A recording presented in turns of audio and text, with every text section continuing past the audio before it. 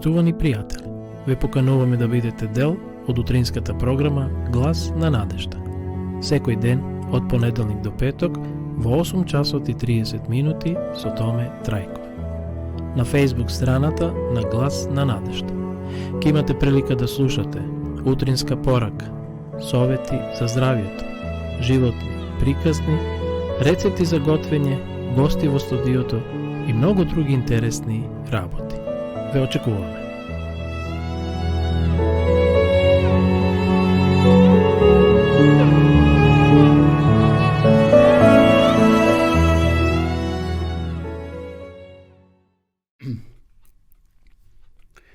Почитувани гледачи, добро утро. На самиот почеток се извинуваме поради доснењето на нашата утринска програма, поради немање на интернет, така да сега добивме интернет и веднаш се вклучуваме во живо со нашата програма, со нашата утринска емисија. Добре дојде на сите вас кои денеска не следите. Денеска е четврток, 16 декември 2021 година. Уште 15 дена недели од почетокот на новата година. Денеска сонцето изгреја во 6 часот и 52 минути, а ќе зајде во 16 часот и 4 минути. Да ги проследиме сега информациите во врска со денешната временска ситуација. Умерено до значително облачно и студено. Ќе дува умерен, а вдолж поврдарието повремено засилен ветер од северозападен правец.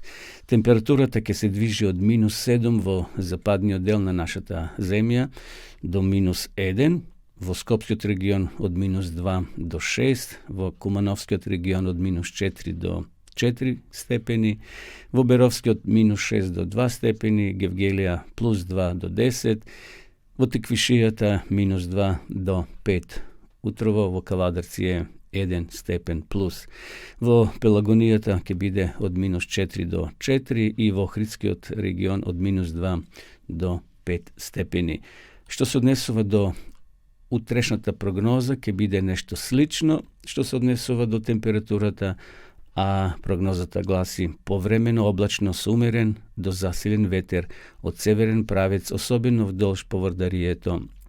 Кон крајот на денот претежно во северните делови ќе има повремен локален снег, кој повремено ќе го има и преку ноќта. Така да овие денови е свежо, навистина и преку денот, но посебно преку ноќта е температурата под нулата. Но како и да е, се ближиме кон крајот на есента и за кој ден ќе започне и календарски зимата. Бидејќи ова е христијанско радио, ние ќе го отпочнеме и ова наше денешно дружење, почитувани гледачи, со кратка молитва. Господи Боже, ти благодариме за овој нов ден и новиот живот кој ни го подаруваш во Твојата милост. Води ни денеска и чувај, а за се ти фала во Исусово име. Амин. Пред да ја прочитаме и денешнава утринска порака, почитувани пријатели, би сакал да прочитам неколку капки на мудроста. Убавите мисли изградуваат убав карактер. Брчките се надписи на животот. Твојот живот е резултат на изборот што го правиш. Ако не ти се допаѓа твојот живот, почни да правиш подобар избор. Наистина убава мисла. Мудроста ќе влезе во твоето срце и знаењето ќе ја зарадува твојата душа. Ако најдеш верен пријател, е исто како да си пронашал богатство. Каде да одите, што и да правите, никогаш не заборавајте да ја земете вашата насмевка со вас. Па нека и овој ден ја понесеме, почитувани пријатели, драги гледачи, насмевката, зашто има многу намуртени лица, има многу тажни лица, има многу лица кои се песимистички настроени кон животот. Ајде денеска да бидеме позитивни. Иако не е лесен животот, сите ние имаме понекаш разни проблеми, меѓутоа сепак насмевката треба да биде составен дел од нашиот карактер и од нас самите. Насмевката е украс на лицето. Ако во животот одвај се влечеш, можеби некој товар треба да слечеш. Ако Бог те довел до таму каде што си, Бог ќе те доведе i do tamo kada što treba da bidiš. Evo, to bija nekoliko te kapki na mudrosti za ova utra. Odeme сега на нашата утринска порака, насловот е Исусовата надмок. Текстот го наоѓаме во посланието до Филипјаните, 2 глава, 10 и 11 стих. И во Исусовото име да се поклони секое колено на оние кои се на небото и на земјата и под земјата, и секој јазик да исповеда дека Исус Христос е Господ за слава на Бог Таткото. Во присуство на небесните жители и на целокупното мноштво откупени од земјата е извршено конечно кронисување на Божиот Син.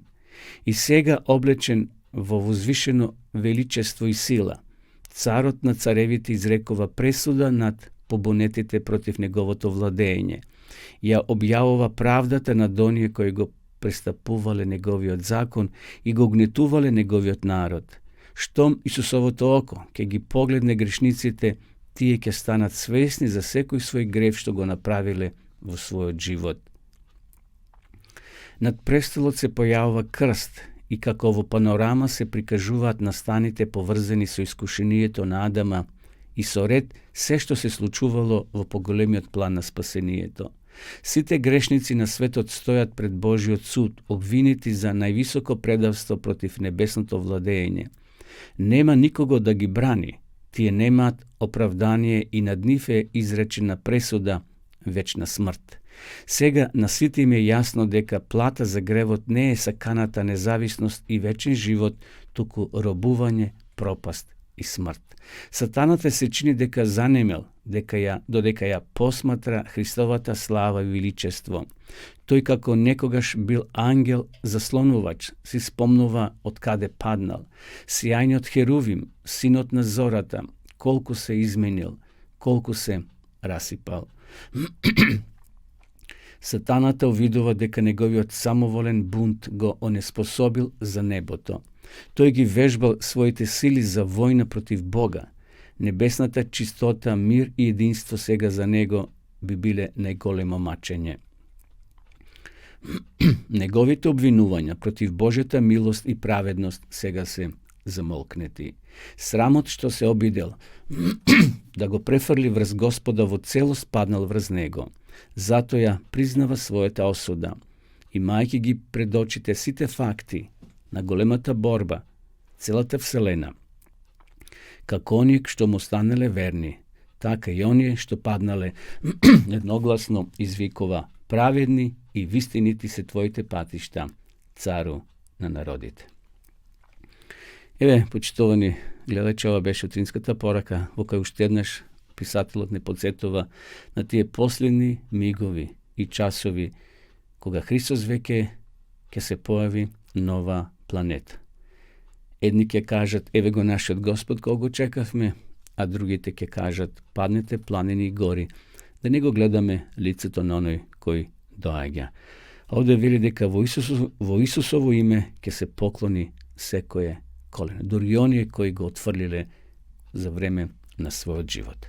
Продолжуваме со песна, почитувани гледачи, потоа повторно се враќаме во нашата емисија.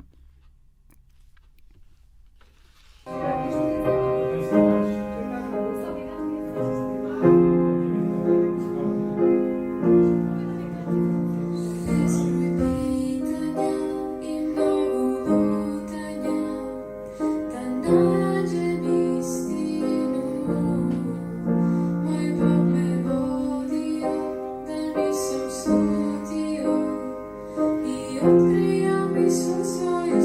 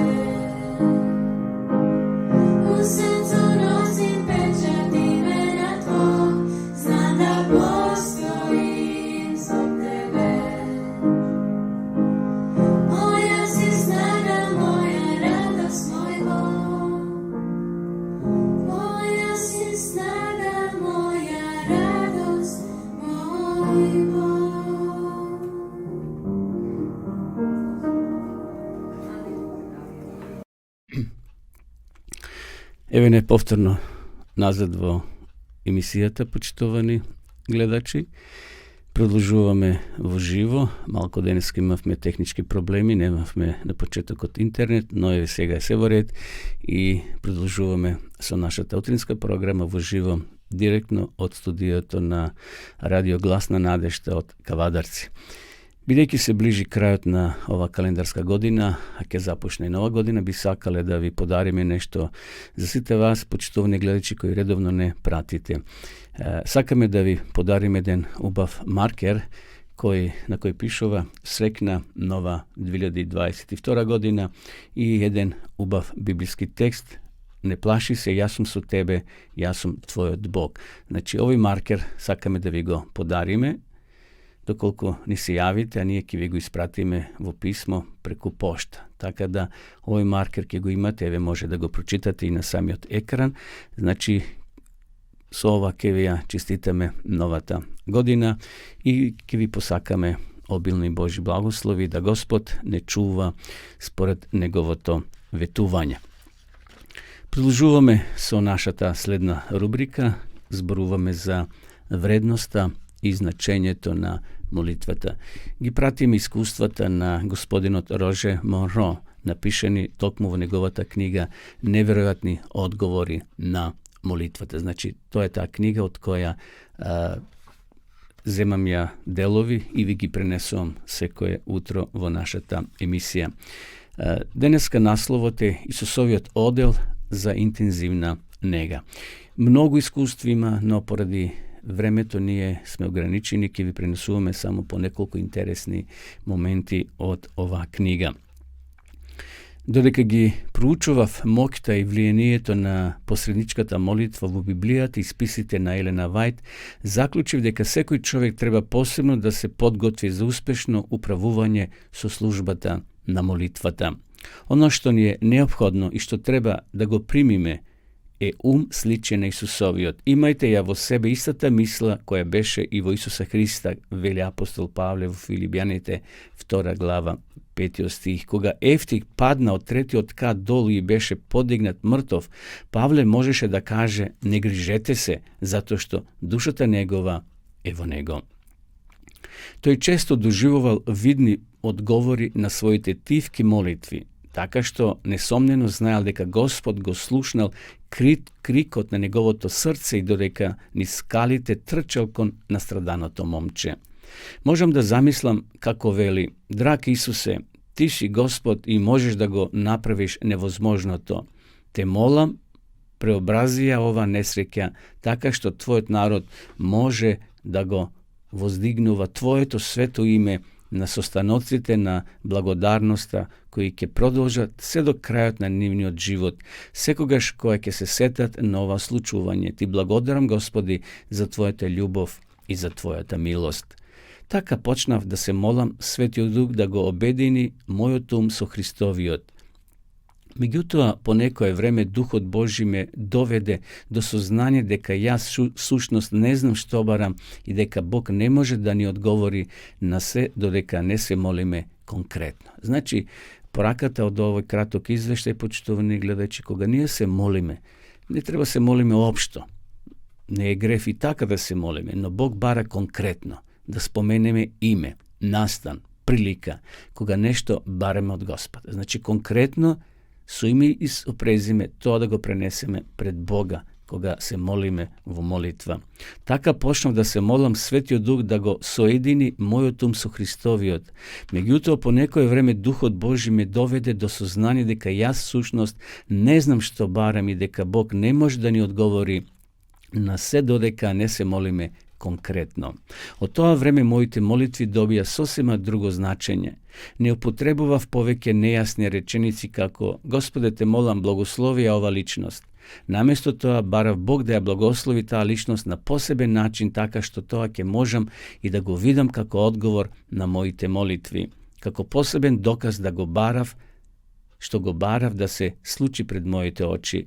Исто така научив дека не смееме да брзаме додека се молиме. Значи не е тоа молитва стоички така на брзина за некоја секунда и заминуваме без брзање. Молитвата со значење бара време и на почетокот не окупира доволно човечкиот ум, но открив дека таа произведува големи резултати. Додека продолжив да се молам да го примам Христовиот ум, ми стана јасно дека тоа значи да мислам како што мисли тој и да го чувствувам животот на оваа планета како што тој го чувствува. Се додека не почнам да действувам како што тој би действувал на моето место. Во останатиот дел од молитвата треба да се препознам себе си и мојот начин на живот ќе мора да биде моделиран според неговиот праведен ум. Во списите на Елена Вајд читав дека првите ученици се надевале и се молеле за истото искуство на исполнети ветувања на Светиот Дух.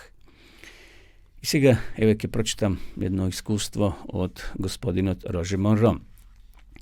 Кон средината на 60-тите години, додека во Хадсон во државата Охајо работев на огласи за телефонски именик, Господ посебно го благослови моето христијанско искуство и почна од мене да создава канал за најголемо влијание во Вселената. Пред неколку месеци го сменив својот начин на работа во продажба на огласи за телефонски именик. Речиси по еден месец поминат во подготвителната школа, компанијата ме задолжи да работам на мали телефонски именици во државата Њу Јорк за да стекнем искуство. Наскоро ме задолжи за големи проекти потоа во Хадсон, во Охајо, за телефонски именик за подраче што го фаќаше телефонскиот состав од централниот дел на континентот. Во работата на ова телефонско подраче требаше да ги одржувам врските и со бизнис институциите во градовите Фјукрон, Кент и Равен. Работата беше интересна, но и напорна. За секоја вечер подготвувавме прилични информативни прилози. Времето беше од суштинско значење за службеникот кој секој ден мораше да прифати голем број претплатници за да издаде телефонски именик. Деловините партнери мораше лично да се посетат, а потоа требаше да се најде време за обработка на огласите, посебно ако клиентите на тие огласи сака да додадат нови поединости. Во огласите тогаш се внесуваа промените, а непотребните информации се изфрлаа. Многу труд беше потребен во наоѓање купувачи во нивните установи. Ако тие беа отсутни, моравме да ги побараме подоцна. Ако представниците за огласи во телефонскиот именик не се ведри, пријатни и тактични, деловните луѓе можат да ги откажат договорите, што значи губење на приходот од огласот за представниците на маркетингот. Во таа работа многу рано научив дека треба да се молам ако сакам за успех. Брзо сватив дека ми се потребни посебни Божи благослови доколку не сакам да изгорам поради деловниот притисок. Всушност, не би се впуштил во тој вид на работа ако не верував цврсто во формулата за успех што Господ ми ја дал, како што му ја дал и на Исус Навин. Значи, Роже се молел да биде успешен соработник во приготвување на овој телефонски именик, но да биде и љубезен и да може да собере што повеќе претплатници. Исус Навин бил одлучен и храбар зашто тој во името на Господа Исуса Христа одел напред. Сакав и јас да бидам таков. Кога еден од оние луѓе кои се држија до Божите заповеди, сметав дека Господ на сличен начин ќе биде и со мене, како што бил и со Исус Навин. И навистина, овде сега Роже раскажува едно интересно искуство во врска со тоа. Еден ден се најавив кај собственикот на сервисот за поправка и бојодисување на автомобили. Кога ја погледнав копијата на работниот налог, забележав дека на крајот на тој налог стои забелешка дека на собственикот му требаат неколку денови да размислува за да се одлучи за огласот. Тој не требаше да ја напише таа негова забелешка. Го запрашав зашто го направи тоа кога има се, како што изгледаше многу добро развиена работа, но сепак тој бараше неколку денови да размисли. Морам да ви се доверам, имам проблем. Ке сакате ли, ве молам да ја затворите вратата од канцеларијата. Кога повторно седна рече, не знам зашто се во ова ви го кажувам, зашто ова досега никому го немам кажано. Домашните услови ми стануваат се потешки. Супругата и јас не можеме веќе заедно понатаму.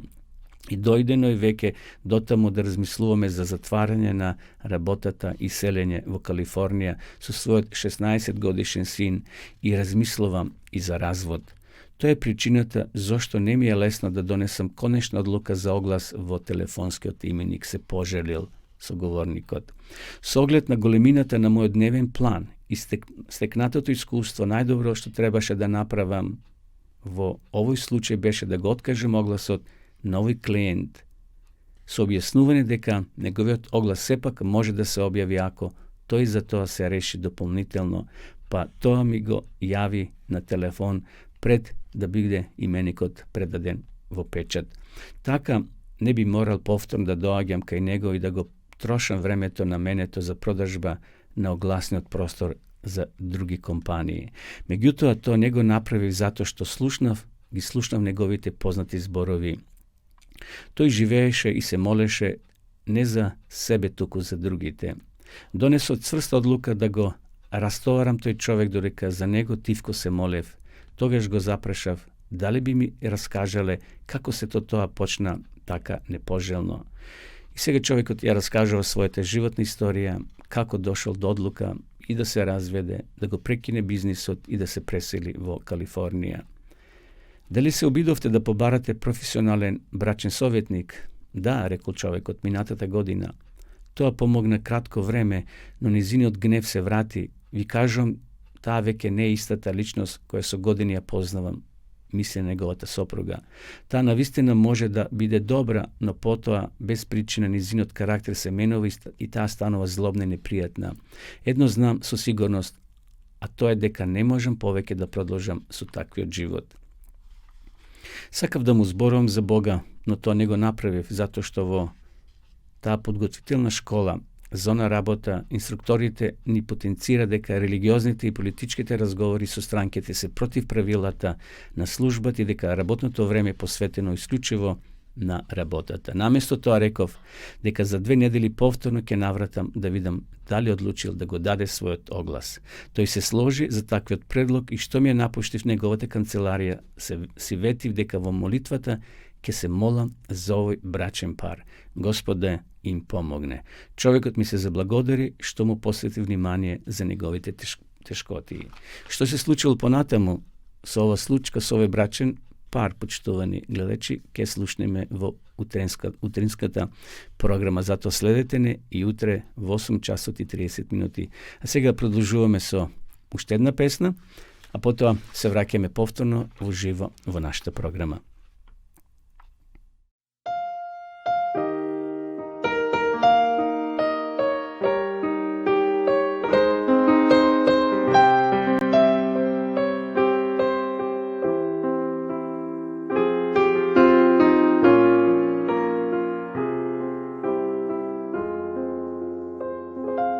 Bože moj, uči me da se molam, da go živeam zakonot tvoj. Mesto gordost ti daj mi pobožnost, moj to srce da bide tvoj dom. Moj to srce da bide tvoj dom. Duhot tvoj sveti neka je tuka, so mene se kogažda je toj. Tvoj to ime da večno go slavam i cel život za tebe da pejam, život cel za tebe da pejam.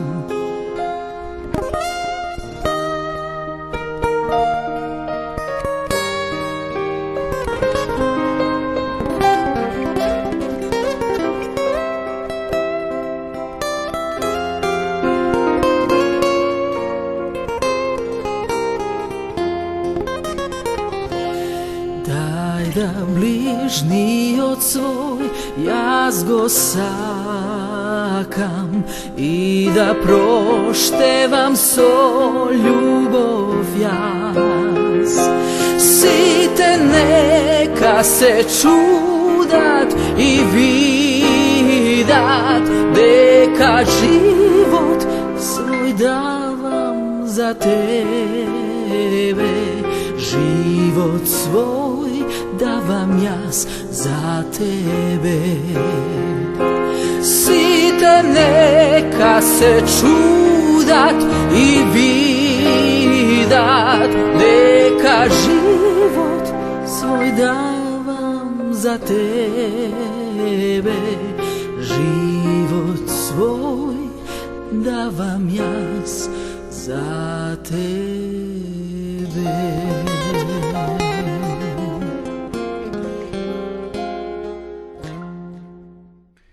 Evo nepovtorno nazad vo živo, vo našta emisija, počtovani gledači. Ja sledite utrinskата programa na Adventističko to radio Glasna nadešta od studijatu vo Kavadarci. Slednova rubrika koja je pred nas je всушност životni iskustva. Всяко утро пренесуваме iskustva od vas, počtovani gledači, što smo gi dobili, ги пренесуваме со читање или ги пуштаме во живо. Така да и вие, ако имате некои ваши лични искуства, бидете слободни, напишете ги, испратете ги, а ние ќе ги објавиме да ги слушнат и останатите наши гледачи. Поздрав до нашите гледачи кои се во странство, во европските земји, во Австралија, во Америка. Секаде има кои не следат, иако временската зона е различита, но овие утрински емисии се снимаат и бидат достапни до сите гледачи и во текот на денот на нашите канали на Facebook мрежата Радио Гласна надежта и на YouTube каналот Радио Гласна надежта. Може да ги споделите со вашите пријатели и роднини, така да бидете слободни. Споделете ги овие емисии, бидејќи има интересни делови за секого од нас. Денеска имаме овде едно искуство кое носи наслов "Дете на мајка, спиритистка, станува Божје дете и старешина на една локална црква". Навистина, денеска се повеќе во подеме спиритизмот. Тоа е наука, може да наречеме, или едно движење, каде што група на луѓе покушаваат и се представуваат како представници Божи и дека може да воспостават контакт со покојните, значи со нивните души, да зборуваат преку тие тајанствени духови. Ние знаеме од Библијата дека човекот кога ќе умре оди во непостоење, не може да се воспостави никаква комуникација со покојните, но знаеме кој стои позади сета тоа. Првиот спиритиста кој бил всушност е сатаната, кој успел да ја прелаже Ева и Адама во Едемската градина, кога прозборил преку змијата и Ева била намамена, и знаеме што се случило, откинало тој забранет плод и на тој начин гревот се појавил нова наша земја. Ајде да видиме што ни напиша овој господин Исмет во своето животно искуство. Се викам Исмет, потекнувам од едно сиромашно семејство, татко, мајка и 6 деца. Татко ми бил обичен работник, кој се трудил да работи секаква работа за да го нахрани своето семејство, додека пак мојата мајка, за жал, се занимавала со спиритизам, со гатачки работи, помагајќи им на луѓето во нивните тешкоти и маки. Имено многу луѓе, не знаејќи која сила работи преку неа, доаѓа во нашиот дом да најдат решение за своите тешки проблеми. Обично мојата мајка топеше олово на оган, потоа го вадеше со лажица и го ставаше во вода, за во истиот момент да пукне, а тоа за луѓето представуваше знак дека проблемот ќе биде решен. На тој начин тие луѓе понатаму добива совет во која црква да одат, обично во католичката, а од таму да земат некоја света вода и да палат свеки во чест на тие светци со цел побрзо да оздрават. По тоа оздравување, под наводници, како завршен чин, болниот мораше да ја бакне раката на мојата мајка за да лекот успее. На крај, како знак на благодарност на светците и на ангажираноста на мојата мајка, се правеше вечера, а мајка ми за направената услуга, се разбира, добиваше поголема сума пари како награда. Ете, mnogo lesnoverni luge odatke takvi ženi ili maži, gatači ili gatački i barat čajre, što velime, barat lek za svojata bolest. Во текот на времето својот близнис мајка ми го прошири и во другите гранки на спиритизмот, гледање во шолја кафе и гледање во граф. Она што беше најопасно за мојата мајка, која што се повеќе тонеше во опасните води на спиритизмот, беше низиното паѓање во транс и наводно зборување со светците. И тоа го има. Јас сум видел и знам луѓе кои навистина се уште се занимаваат со гатење, со баење, гледање во шолја кафе или во филџан кафе или на дланка во граф и други такви народни преданија. Јас како дете живеав во такви околности и се што се случуваше го гледав со своји очи, раскажува Исмет. Беше вистинско Божје чудо што и јас не заглавив во опасните води на спиритизмот. Живеев како син на мајка спиритист, но Бог не дозволи да станам таков, туку сакаше да станам вистинско Божје дете, кој ќе го знае патот кон вистинската среќа и ќе доживе вистинската радост што само Бог може да ја даде. Бог имаше план со мене, како што има план со секое човечко суштество што ќе го отвори своето срце за него. Имав 14 години кога еден ден некој затропа на нашата врата. Тоа беше едно момче со свето писмо во раката.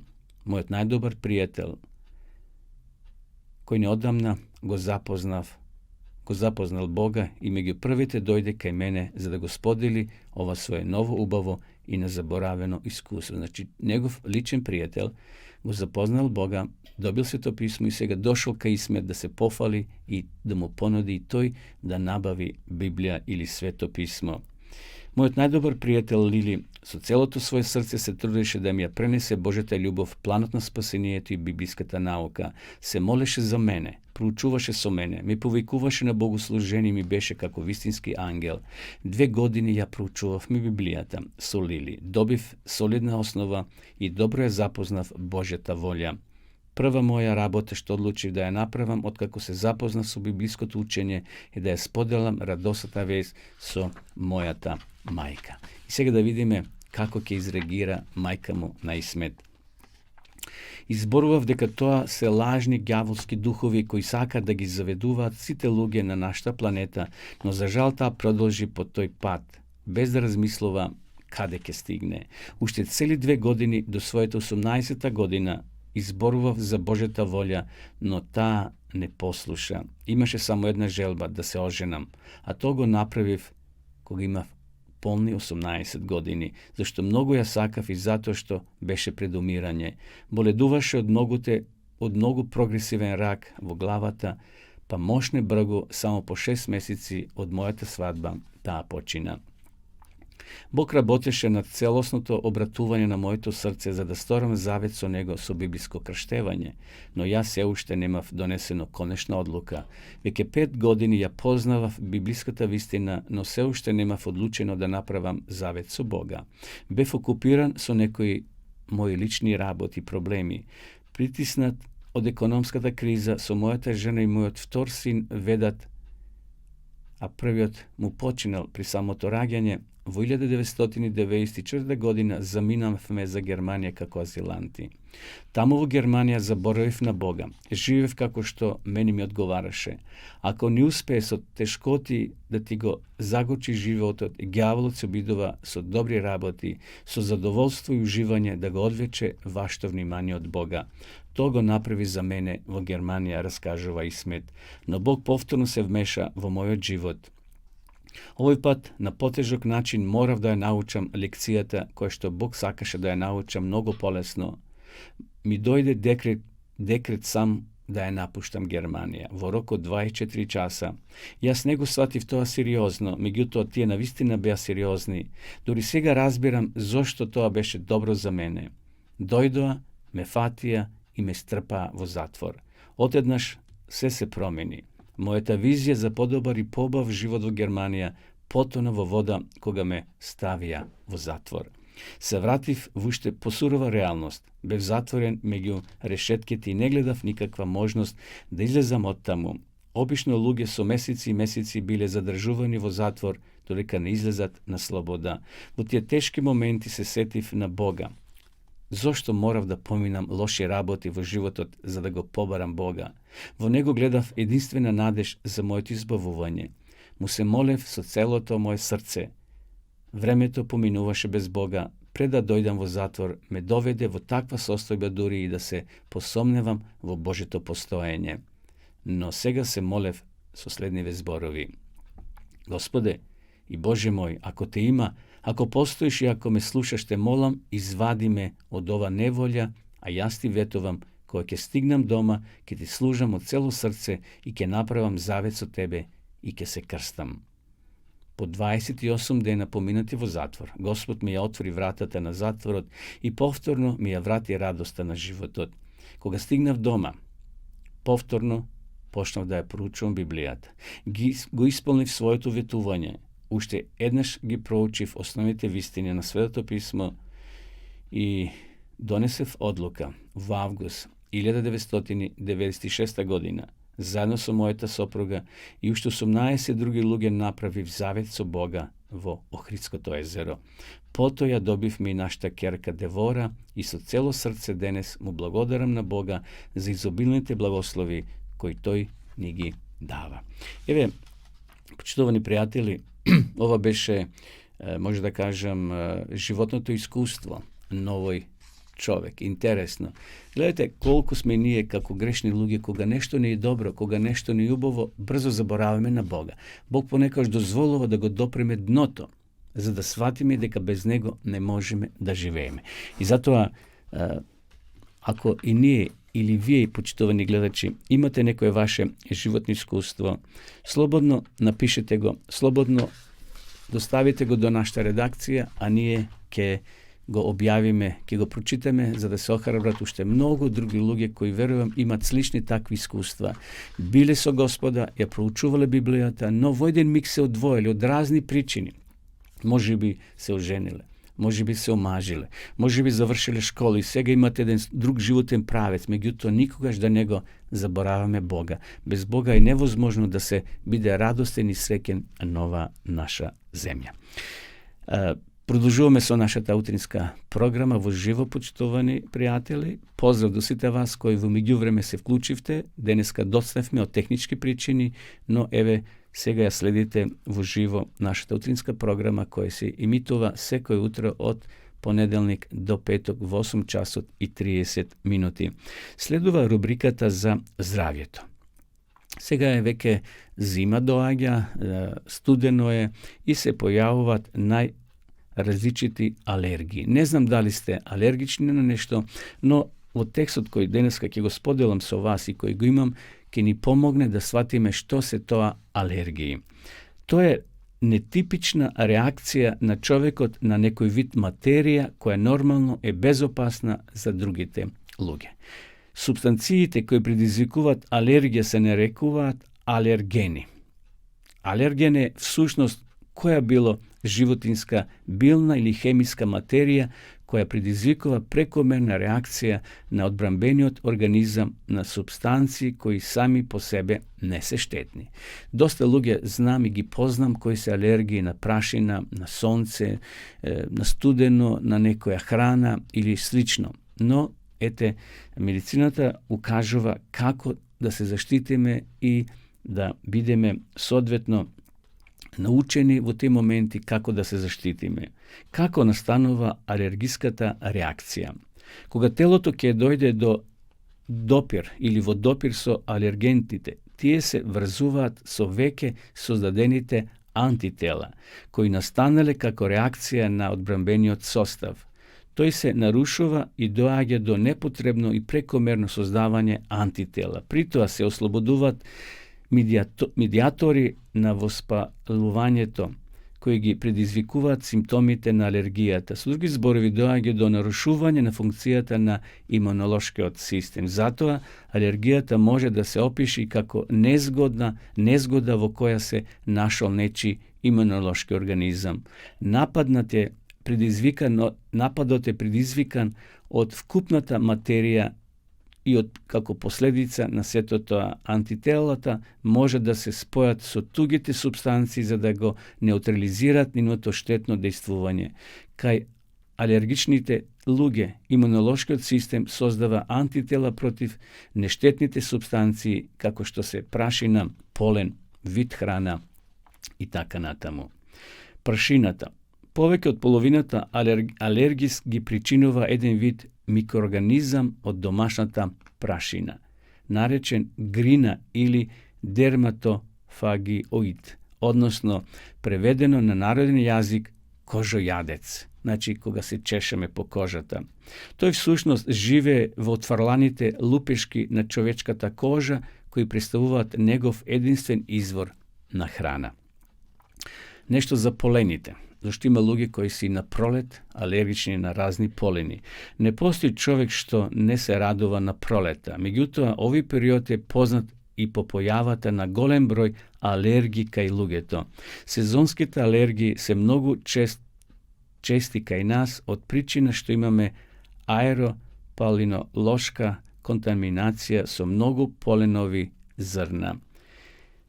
Полените може да бидат од дрвјата и тие се најмногу застапени од февруари до јуни, но постојат и треви полени кои пак ги има во воздухот малку подоцна, односно од април до јуни. Од друга страна, постојат и житни полени што се присутни во летните месеци, додека полените од плевелите ги има кон крајот на летото и почетокот на есента, објавуваат и објаснуваат лекарите.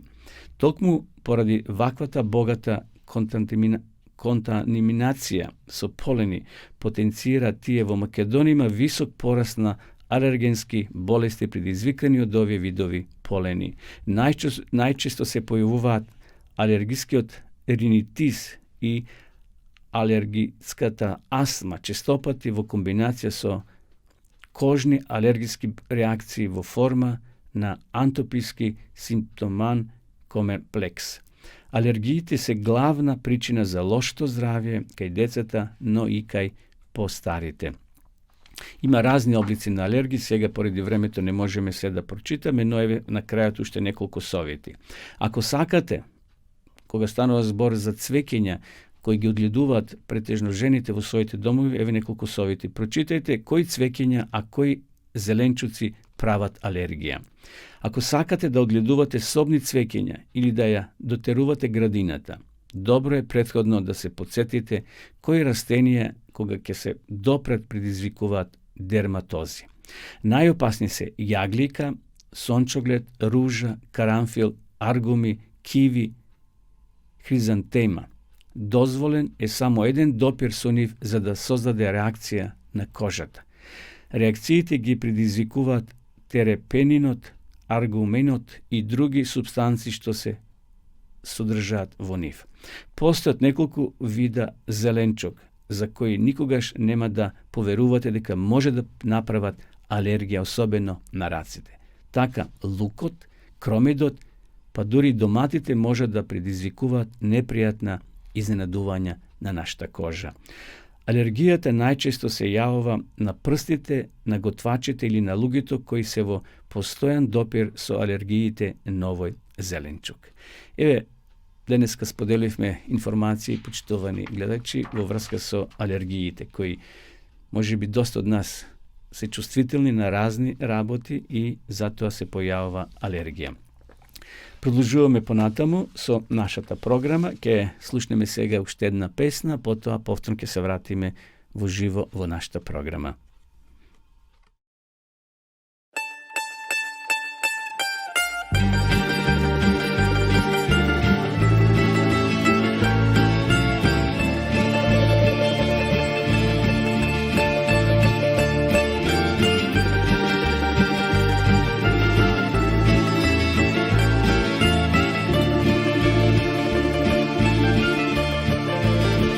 Kroz sve oluje i sve teškoće mog života tu, ja vidim tebe, moj dobri Bože, znam da čuješ molitvu. i samo s tobom život je lakši, ti si moja nada sva. I zato tebi trenutak svaki sada dajem ja.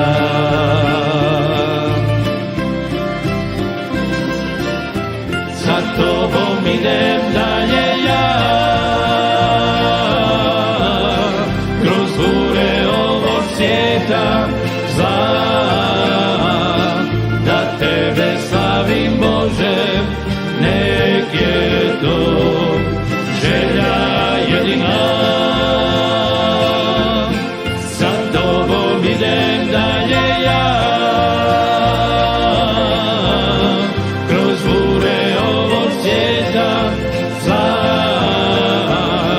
da tebe slavim Bože, nek je to želja jedina.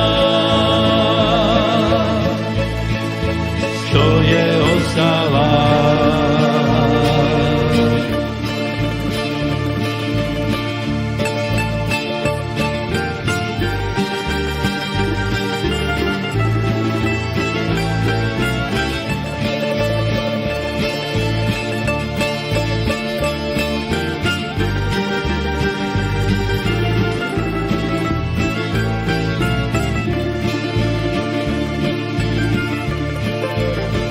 a onog dana, sjajnoga dana, kad u slavi dođeš ti, najljepšu pjesmu tebi, o Bože, daj da mogu pjevati,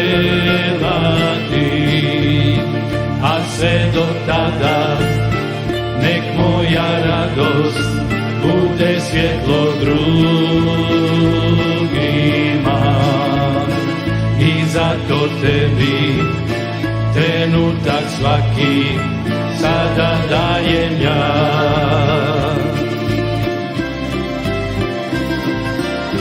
Sa tobom idem dalje ja, kroz bure ovog svijeta zla, da tebe slavim Bože, nek je to želja jedina. Sa tobom idem dalje ja, kroz bure ovog svijeta zla, da tebe slavim Bože, nek je to želja jedina. Što je ostala,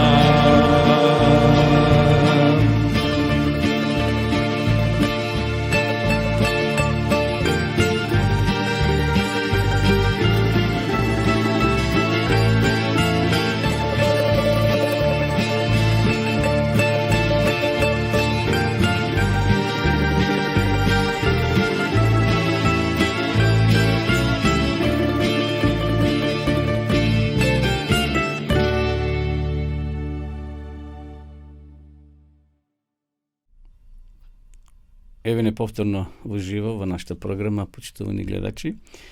Би сакал уште еднаш да ви понудам нешто убаво во врска со Нова година. Сакаме да ви подариме еден убав маркер. Сите вие кои сакате овој маркер да го имате во вашата колекција, да го ставите во вашите библии, во вашите книги, кога читате наред, еве по повод Нова година сакаме овој маркер да ви го подариме, на кој има убава порака со библиски текст: не плаши се, зашто јас сум со тебе, јас сум твојот Бог. Ова го приготвивме токму за вас како подарок од редакцијата на радиото Глас на надежта. Биете слободни, јавите се, пишете ни на нашата адреса. Дојдовме до рубриката за Библијата. Секој утро споделуваме интересни информации како археологијата ја потврдува веродостојноста на Библијата, на Светото писмо. И затоа, еве, уште еднаш ќе ви понудам Свето писмо, Библија, сите вие кои сакате да имате Свето писмо во ваша собственост. Некои од вас веќе се јавивте и Библиите се испратени, така да верувам дека денеска или утре ќе ги добиете. Важно е, ако посакате да имате Свето писмо во ваша собственост на македонски јазик, еве прилика да ја добиете ова света книга бесплатно. Денеска повторно, почитувани гледачи, ќе пренесам интересни факти од книгата Археологијата ја потврдува Библијата од професорот Драго Обрадовиќ. Насловот на нашето денешно читање е Силомскиот надпис. Да видиме што пронашле археолозите и зошто е тоа толку интересно за нас денеска.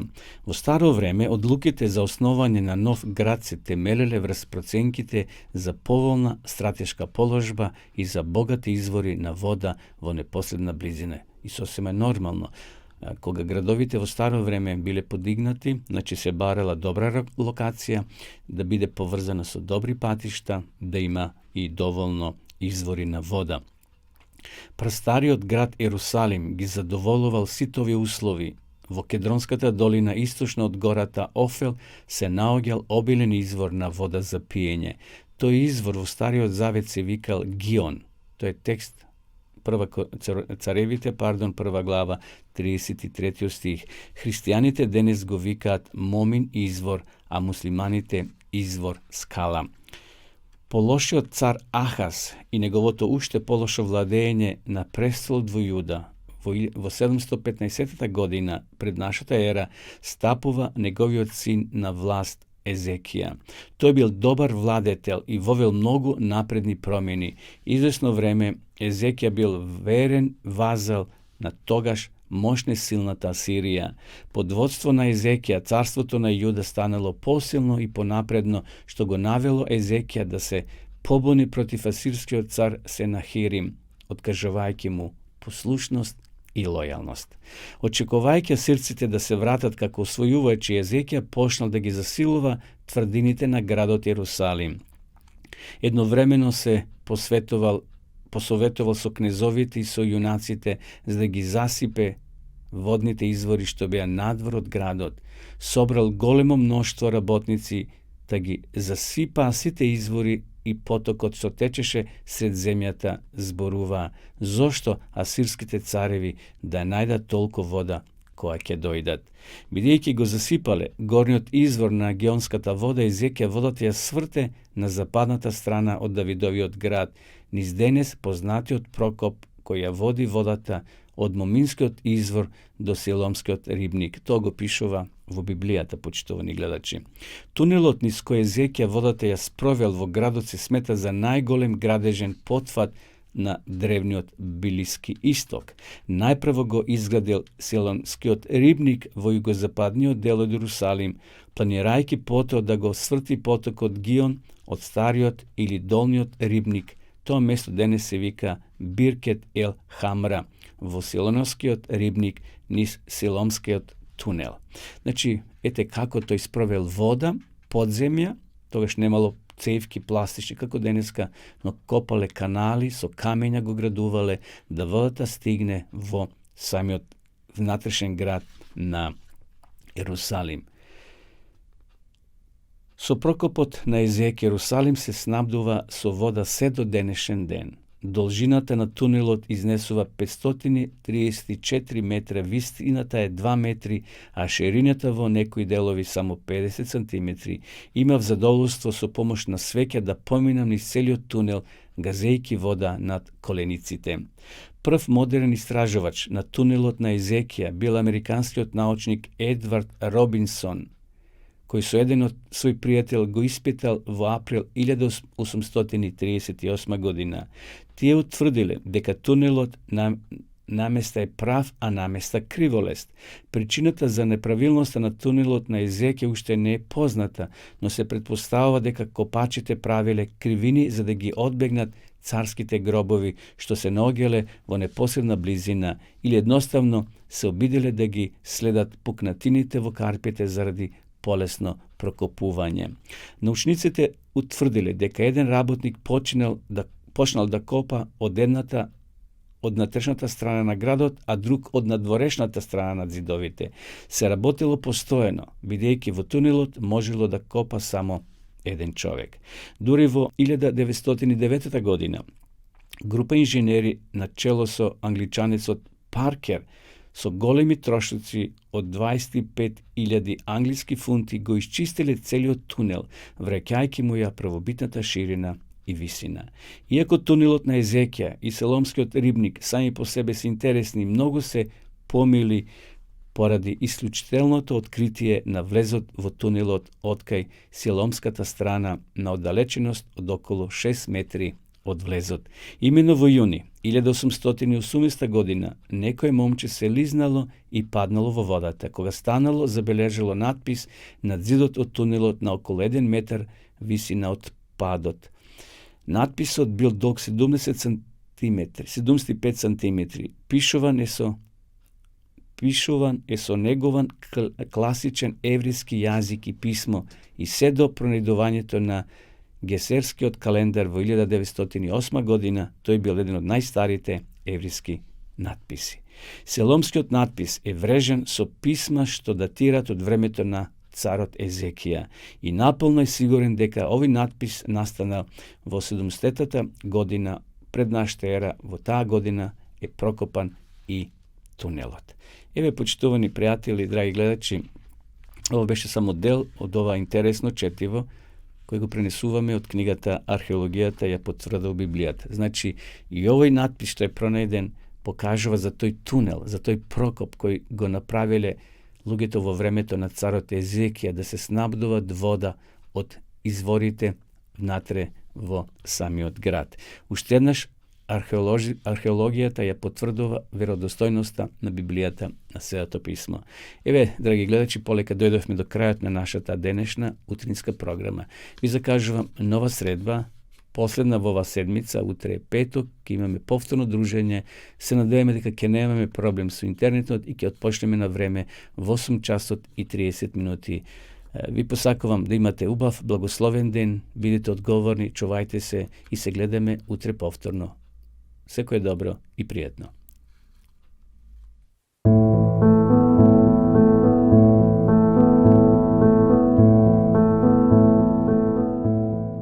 Почитувани пријатели, ве покануваме да бидете дел од утринската програма Глас на надежда. Секој ден од понеделник до петок во 8 часот и 30 минути со Томе Трајков. На Facebook страната на Глас на надежда. Ке имате прилика да слушате утринска порака, совети за здравието, животни, приказни, рецепти за готвење, гости во студиото и многу други интересни работи. Ве очекуваме.